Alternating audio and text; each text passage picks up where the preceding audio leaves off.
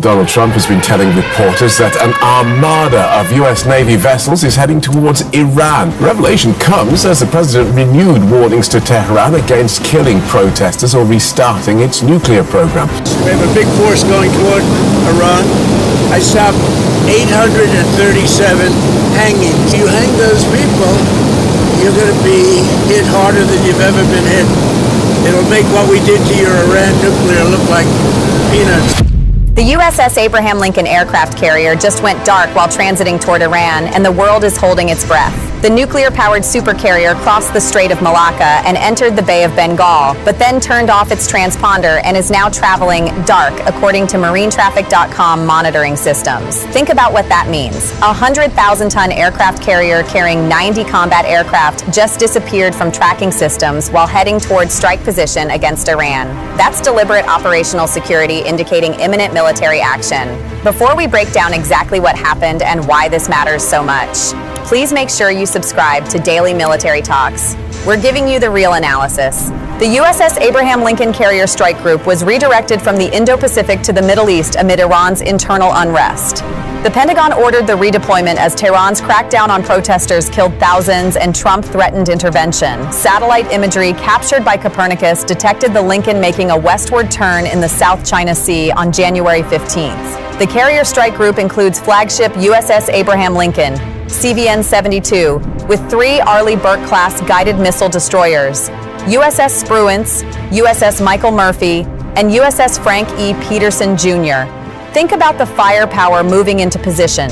Carrier Air Wing 9 embarked on the Lincoln consists of 8 squadrons flying F-35C Lightning II stealth fighters, FA-18EF Super Hornets, EA-18G Growlers electronic warfare jets, E-2D Hawkeyes, CMV-22B Ospreys, and MH-60RS Seahawks. And the F-35C aircraft from Marine Fighter Attack Squadron VMFA-314, Navy FA-18 Super Hornet fighters, and EA-18 Growler electronic attack aircraft can jam and strike Iranian air defenses. That's the exact capability package needed to suppress Iran's rebuilt defensive systems. A U.S. Navy fast attack nuclear-powered submarine typically operates with carrier strike groups, though identity is not disclosed for operational security. That means there's likely a Los Angeles or Virginia-class submarine with Tomahawk cruise missiles hunting alongside the Lincoln undetected. Think about the strategic positioning. OSINT trackers estimate the Lincoln remains approximately 3 to 5 days sailing from CENTCOM area of responsibility encompassing the Arabian Sea and Persian Gulf. That puts arrival around January 24, 26, 2026. Perfect timing for coordinated strikes. 12 F-15E Strike Eagle fighter jets from RAF Lakenheath in England landed at Muwafaq Salti Air Base in Jordan over the past 24 hours. These are accompanied by 4 KC-135 Stratotanker aerial refueling jets, enabling extended strike missions deep into Iran.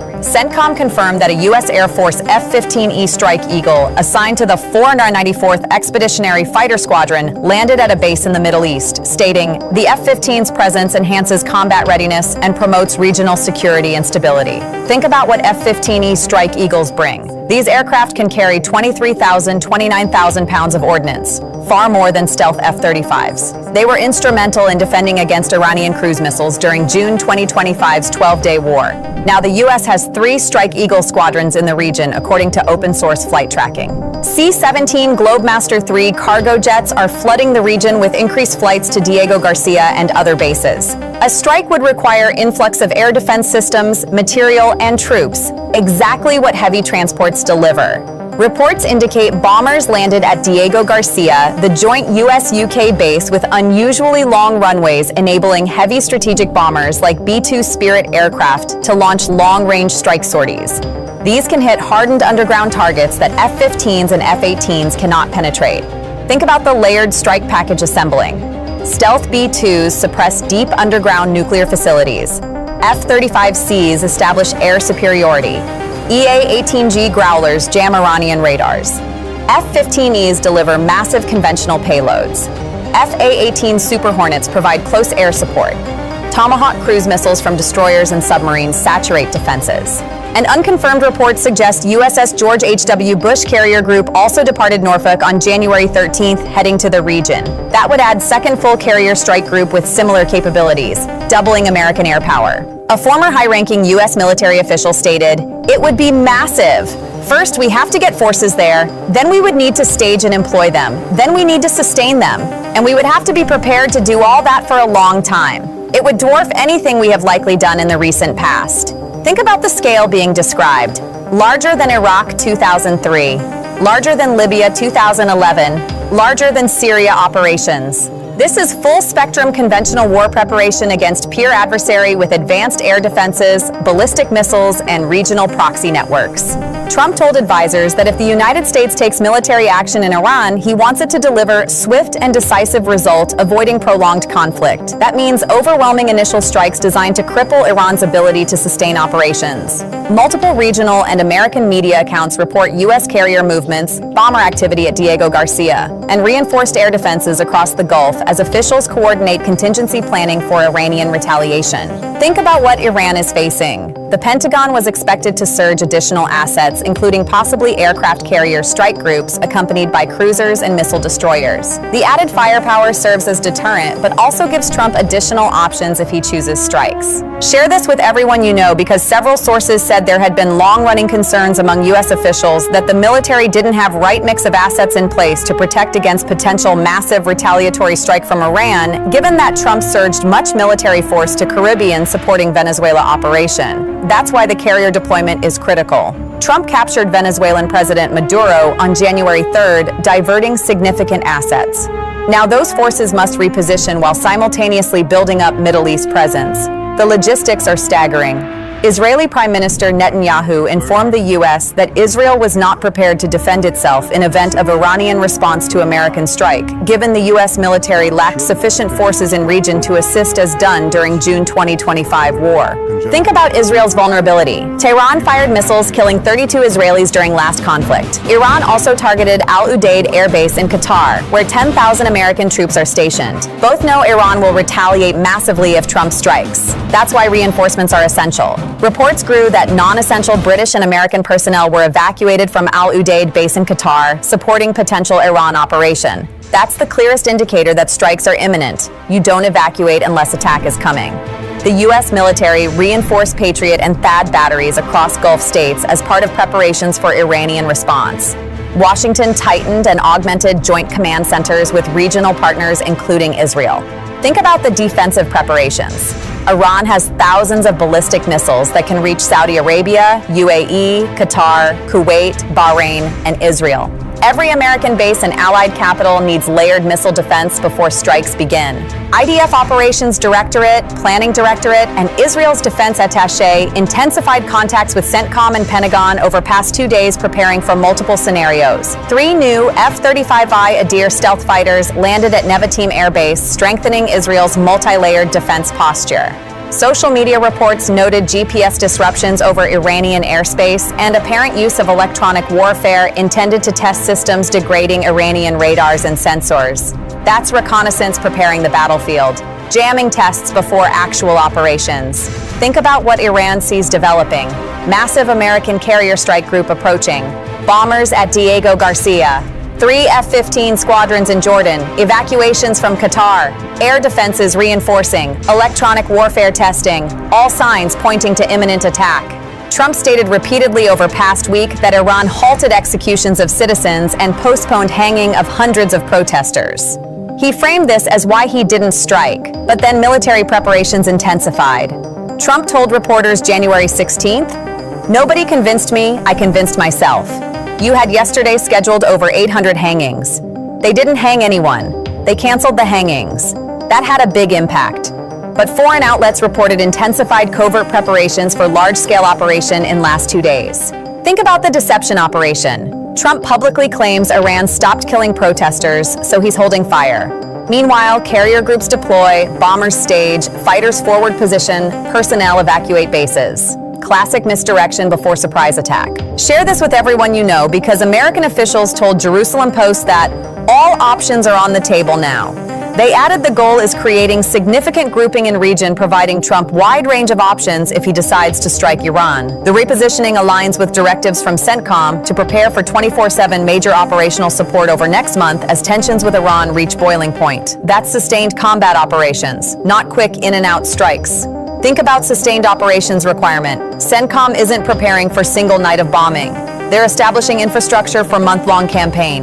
That suggests targeting not just nuclear sites, but entire IRGC command structure, missile arsenals, naval bases, proxy networks. Trump's strike options run the gamut from surgical strikes on IRGC forces and Basiji paramilitary troops killing protesters to decapitation strike on Ayatollah Khamenei to again striking nuclear facilities. Going after Iran's air defenses and short-range standoff weapons could make future operations less risky. The United States is repositioning significant naval and air assets to conduct coercive deterrence and signal readiness for potential intervention following Iranian internal unrest. Any direct military action faces high risk of broad Iranian retaliation against U.S. bases in Gulf, Israeli territory, and global energy infrastructure. Think about what happens when strikes begin. Iran immediately launches ballistic missiles at Al Udeid, Al Dhafra, Prince Sultan Air Base, Camp Lemonnier. Hezbollah fires 150,000 rockets from Lebanon into Israel. Houthi rebels attack Saudi oil facilities and shipping in Red Sea. Iraqi militias assault U.S. embassy in Baghdad. External pressure or removal of top leadership could actually strengthen Iranian internal cohesion and empower hardline factions like IRGC rather than fostering political moderation. That's the strategic paradox. Strikes might rally Iranians around regime. Protests that began December 28th over rising prices and devalued currency appear to be dissipating in wake of regime's harsh response. Heavy police presence and deadly crackdowns largely suppressed demonstrations, according to witnesses and human rights groups. Think about the irony. Trump threatened intervention to help protesters, but by the time Carrier arrives in strike position, protests have been crushed. So what's the justification for attack? Regime change, nuclear program, regional proxies? The mission keeps shifting. Conflict in Gulf would have pronounced impact on global oil and gas markets driven by heightened risk of supply disruptions in Strait of Hormuz and Red Sea. Disruptions to tanker traffic could prompt coordinated military responses from regional and allied powers. 20% of global oil passes through Strait of Hormuz daily. Iran threatened to close it if attacked. That would spike oil prices to $200 plus per barrel, triggering global recession. Every country has economic stake in preventing this war. Think about the diplomatic pressure building. Gulf Arab states Qatar, Saudi Arabia, Oman, and Egypt all cautioned the U.S. against strikes. Russia and China warned at UN Security Council that military action violates international law and risks catastrophic escalation. Cato Institute fellow John Hoffman warned that striking Iran risks entangling Washington in domestic upheaval without clear endgame and endangering U.S. troops across Middle East. Those clamoring for involvement will likely press for sustained engagement, ensuring regime's demise, something U.S. should avoid given overextension abroad. But Chief of Naval Operations Admiral Daryl Caudill underscored that U.S. Navy can reposition carrier strike groups globally in under 2 weeks, highlighting operational flexibility and strategic reach central to American maritime power projection. Think about the capability demonstration. Moving carriers from South China Sea to Persian Gulf in 10 days shows China and Russia that America can concentrate overwhelming force anywhere on Earth rapidly. That's deterrence through demonstration of capability. Both USS Theodore Roosevelt and USS George H.W. Bush left Norfolk within 48 hours for movements analysts suggest relate to heightened force posture requirements.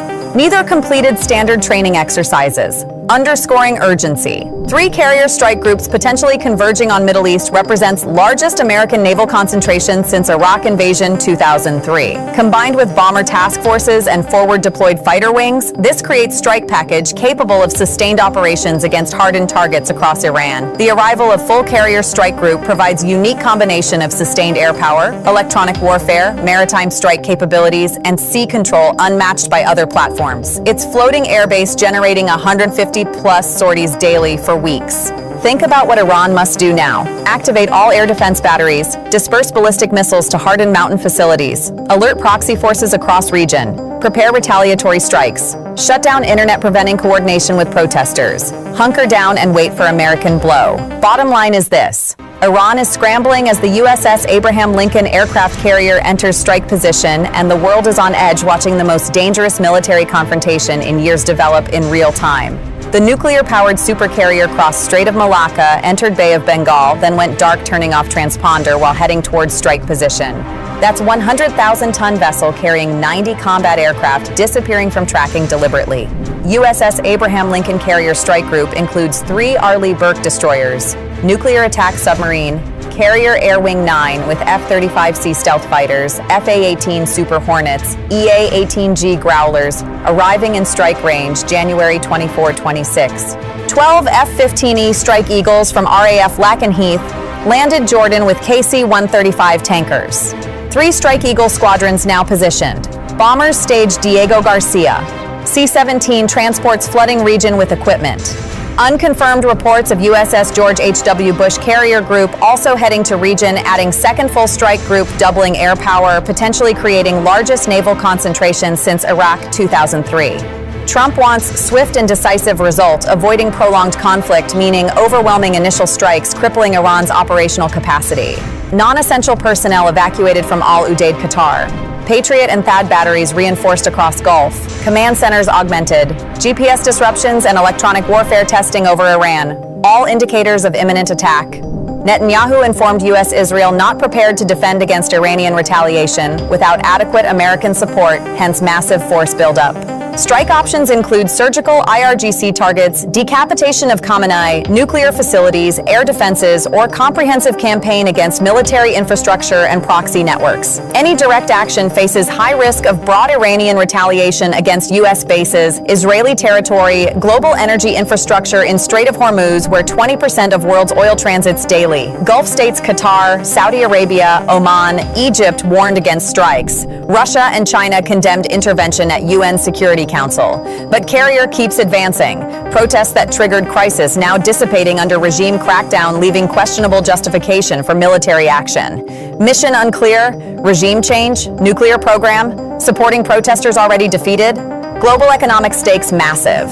Strait of Hormuz closure would spike oil to 200 plus per barrel, triggering worldwide recession. Every nation has interest preventing this war. Yet 3 carrier groups, bomber task forces, fighter squadrons, missile defense batteries, evacuations all point to strikes coming within days, not weeks. The USS Abraham Lincoln traveling dark somewhere in Bay of Bengal, advancing toward Persian Gulf. F-15s in Jordan ready, bombers at Diego Garcia armed, electronic warfare testing Iranian defenses, personnel evacuated from likely retaliation targets, world watching, markets nervous, oil prices rising, allies cautioning restraint, adversaries warning catastrophe, Iran scrambling defensive preparations, America positioning overwhelming force. Everything indicates the largest Middle East military operation since Iraq invasion 2003 could begin the moment Abraham Lincoln enters Arabian Sea. Whether Trump orders attack or this remains coercive deterrence will determine if 2026 sees regional war or tense standoff. One thing is certain, the world is on edge as American supercarrier steams towards strike position against Iran. The next 72 hours could change everything.